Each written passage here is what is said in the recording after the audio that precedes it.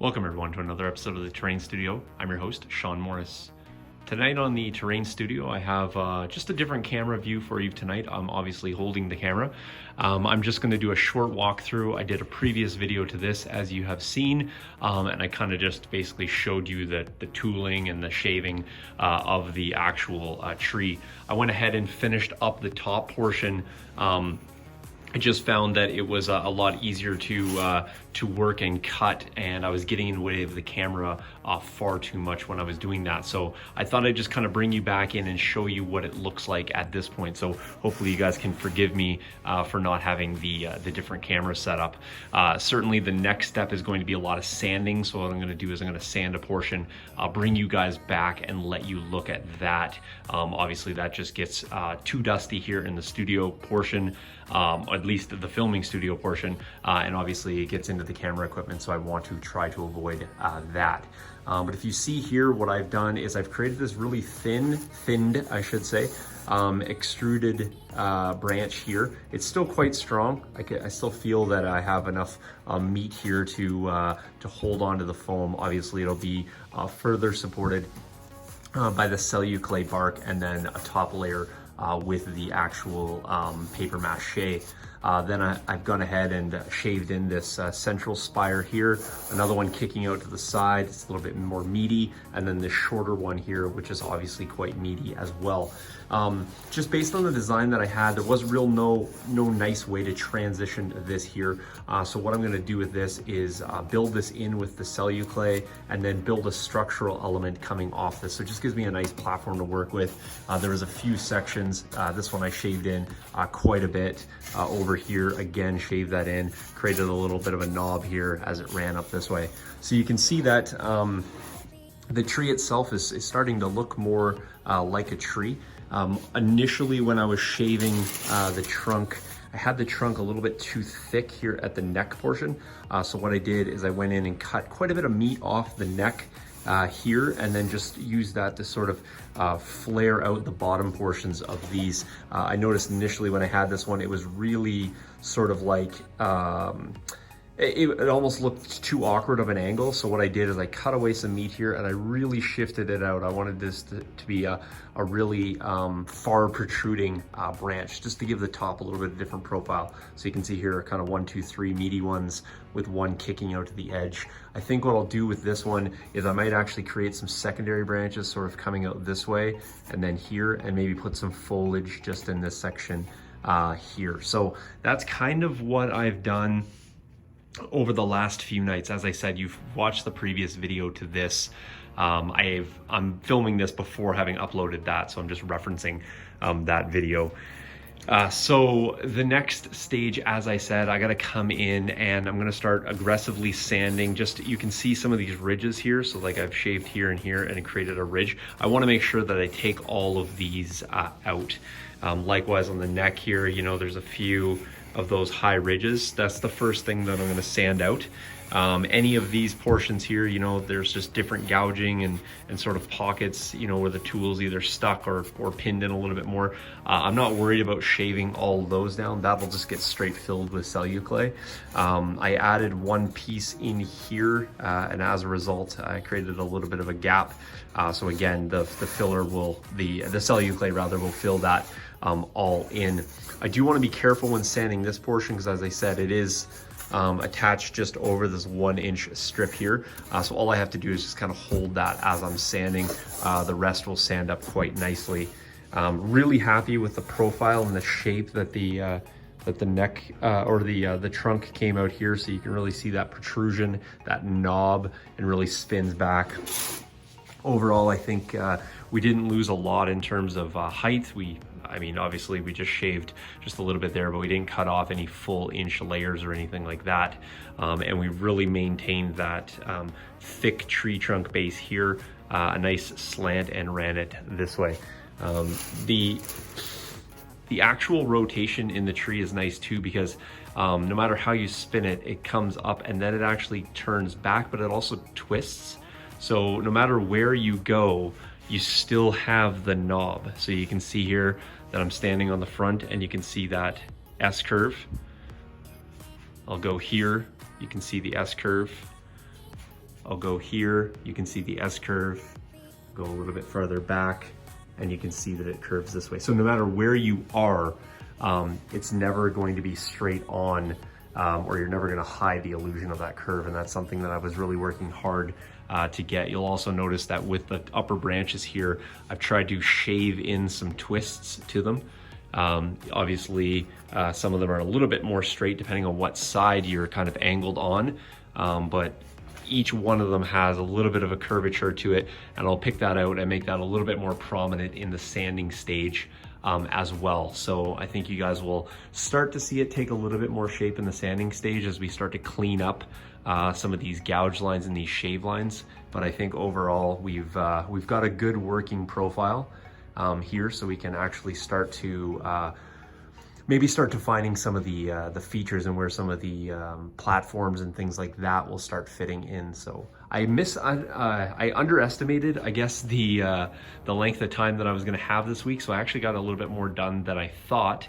And I was working quickly because I thought I was away this weekend, but it's actually next weekend that I'm away, which is awesome because not only do I have this weekend to work, but I actually have the entirety of next week, minus a few appointments and things that I have running around to do. So I'll have about 4 or 5 solid days to work. So I'm really hoping in that portion of time to actually finish up the bulk of the tree, maybe not getting everything done in terms of painting and all that, but I'm really going to work on getting the tree structure done, the bark, and start getting some of the feature points worked in. I'm doing a little bit of experimentation with exactly how the platforms are going to fit and kind of what shapes and things I'm going to use.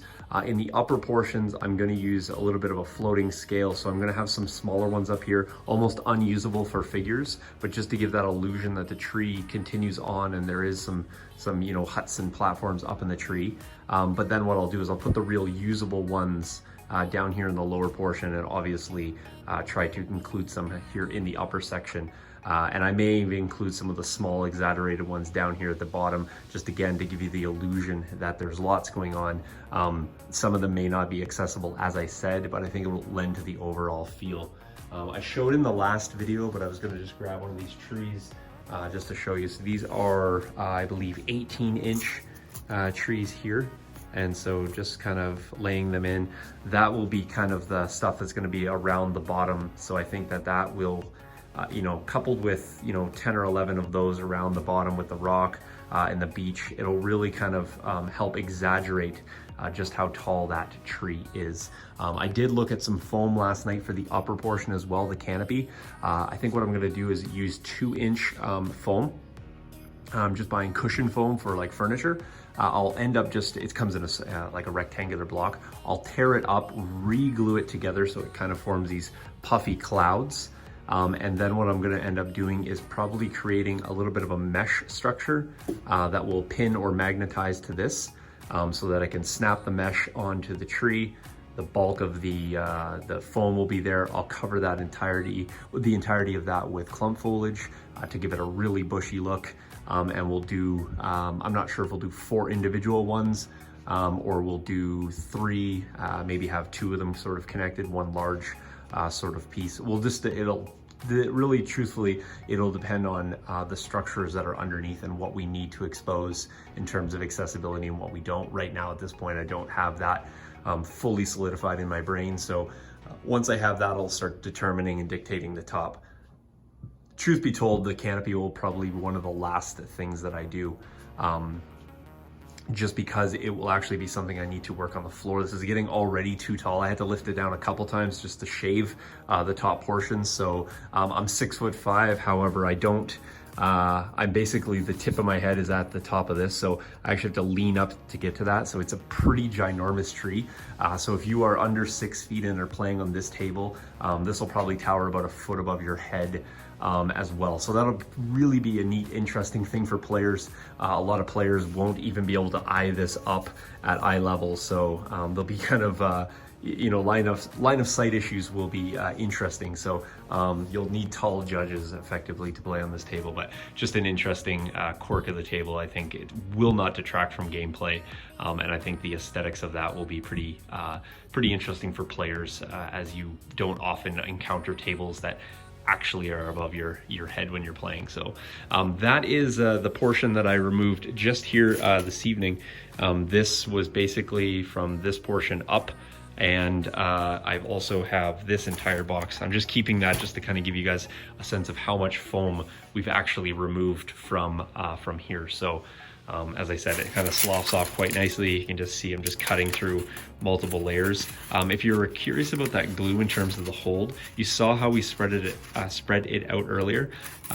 Even these really thin portions, you know, right down to this, still has, you know, takes quite a bit to actually snap that off. So even the thinnest of pieces still has some rigidity and holds that. So when you're building, please don't worry about when you're putting these foam layers together. If you do it right and you give it enough dry time, you're gonna have a really solid working structure. You can see, you know, cutting through that foam, those lines get pretty tight. And the heat only helps to solidify that a bit more. So once we sand that, we're going to be working with a nice smooth surface. Obviously, we're going to add KashyyykP4 and make it rough again, but it just gives us a nice undertone, a nice substrate to work with, and it's amazing what you can do with this pink foam. So give it a shot. I encourage you guys to try it out, even if it's just building simple hills or things like that. The foam works wonders. It's lightweight, it's easy to use.